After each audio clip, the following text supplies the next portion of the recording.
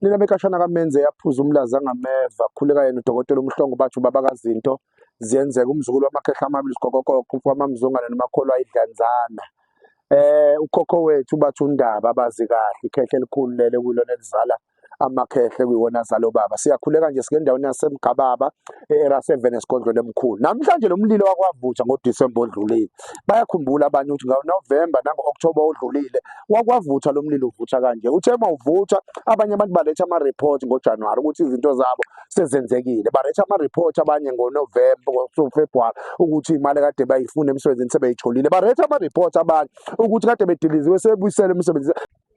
lo mlilo wakwavutha konakele emzini yabantu behlushwa izinto ezahlukahlukene khona ubaba nje oyuyena oyisibonelo kakhulu wayexoshiwe ematragini bemtholelele akunankinga ke emsebenzini bayazi ukuthi vele udismissary icala vele olenzile watshelwa ngalo kodwa lake lavutha lo mlilo futhi ngivutha ngoDisemba wabona lo muntu wafona ngoFebruary wathi Mhlongo sengibuyisele emsebenzini icala kade benamakhamera belungu bebone yonke into ukuthi kade ngilele etragini ngiqonda ukuthi wena uneyinkinga sekuyisikhathi sakho lo December kube wakho ukuthi ukwazi ukushintsha impilo zengane zakho ushintshe impilo zabafweni lo December lo ukuthi ukwazi na ukuthi wenze izinto zenzeke nayi inamba escreenini wena kuyabhukhwa la sinensebenzo yazinto ziyenzeka 7500 ngoDisemba uzobe u5000 rand kuphela sizoba nensebenzo yewash bayazi abantu ukuthi isikhubu sefoni isikhubu sering isikhubu sewash leyo ring uyayazi ukuthi yakasebenzaphi kwenzeka izinto abanye bayibanga kumanje le ring hayi uthi baba ngiring babanga into ephakathi eringini ngiqonda ukuthi nawe ke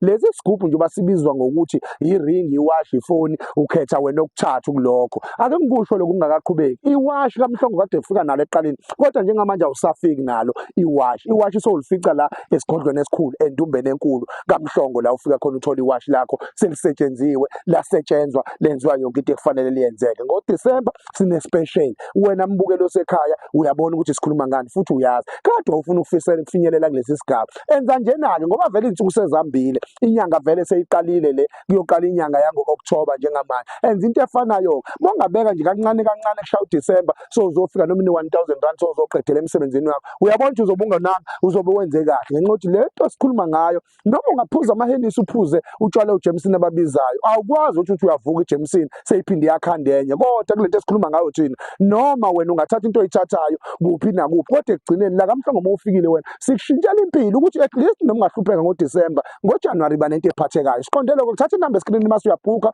only 1000 rand ukubhuka kuphela asikubambe lokho ungalingi ubhuke ungafonela namba nami qala ufonelane nami siqale sibonane kwi-video call ngoba khona isigebengu esikhuluma isiswazi ekuyisona sona esiqola abantu abasetshenzela kaMhlongo ngiqonda ukuthi wena ke le namba ethi 083406 akuseyona yakaMhlongo lethi 07811 akusiyona yakaMhlongo sesishintshile thina inamba kaMhlongo sesisebenzisa lezi inamba lezi ezintsha ngiqonda ukuthi wena thatha le namba le entsha mase uyafika nawe siphiza igama lakho lemlilweni wena mase sibiza imininingwane yakho lemlilweni sisebenzisa isithombe sakho lemlilweni ngoba uzwa nje mesibhuka ufuna ukuzophakamisa thina sifuna isithombe sifuna amagama akho aphelele sofuna isibongo sakho lemlilweni khona into esizenzayo ezomkhuba kodwa izolekelela impilo yakho ngiqonda ukuthi wena osekhaya wena wazi ukuthi ufunani thina sikhonela wena yabona la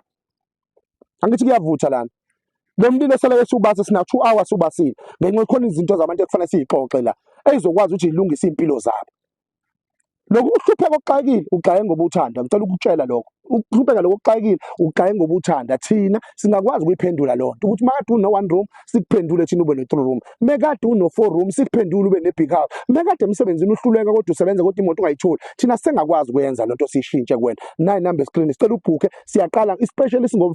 December 13 14 15 and 16 siyaphela nya ngo 17 sesibuyele emaprizini akhona ajwayelekile sino 75 sizoba no 5000 sizoba no 30000 sizoba no 50000 kuya ngawo ukuthi intoni engakanani oyifunayo bhuka khona sizokwazi ukuxoxisana nathi sikutshela into esinazo ukuthi siphethe intoni kodwa sizele wena inhlupheko yakho izophela #kaMhlongo iyaphela inhlupheko mozoyithoba wazi lesigebengu siswazi lesi ningalike lisinike imali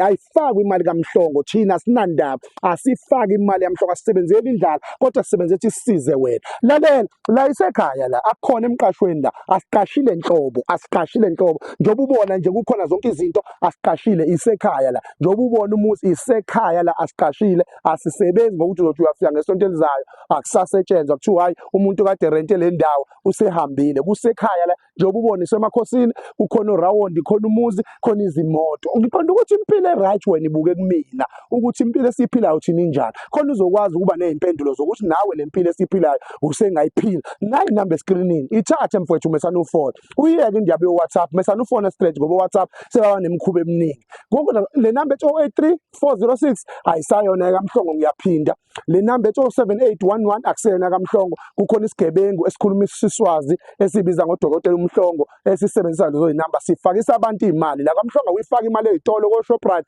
asifaki imali o cash send cha mawukuthi nje ufuna ufaka imali sikunika account ya kaMhlongo wenze sure ukuthi before kodwa uvule lokhu account asenze indlela ukuthi sibonane mina nawe ngo video call khona uzoyifaka imali kumuntu owaziya akekho umuntu engiyophinde ngimvumela afike la kaMhlongo athi uqolwa imali uqolwe igebengu ngoba sengikushilo lokuthi wena uzobuka le video izinamba ezitholakala kuzona yilezi esifakile hayi lezi ezinye inamba kodwa before wenze yonke into fona phela angithi uzolizwa izwi laMhlongo ukuthi akulona iswazi akulona iXhosa akulona umsuthu uzoza ukuthi sikhuluma isiZulu nje phaka esomile sekunjalo ke ngiqonda ukuthi nje lo December sophinde wafika futhi sophinde wafika lo December wakwafika ngonyaka odlule washintsha impilo zabantu kuseyiwona lo kwa 2025 nawe ngoba uhlulekele ku 2024 ake uze ku 2025 mase uyawubona u 2025 ukuthi ungimele kanjani asibongeke kakhulu ngiqonda ukuthi nje sisazokhulumisana wena ngoba uyazi ukuthi sifika nezinto ezinohlonze kaMhlongo ayike into esikhulumayo ngoba siyimbudana kodwa sikhuluma izinto ezakhayo umuzi wakho uyashintsha yonke into yakhe iyashintsha yonke impilo yakho sengayishintsha thina asivaleliseke nanku umlilo wequbula okuyiwona wona ozoshintsha impilo zabantu eseleke sibase kusa kusuke kube manje uyasa silinde ukuthi nathi ngabo 12 ebusuku mase senza imikhuba yethu kulabantu asebebhukhile bebhukhela isipesheli sakaMhlongo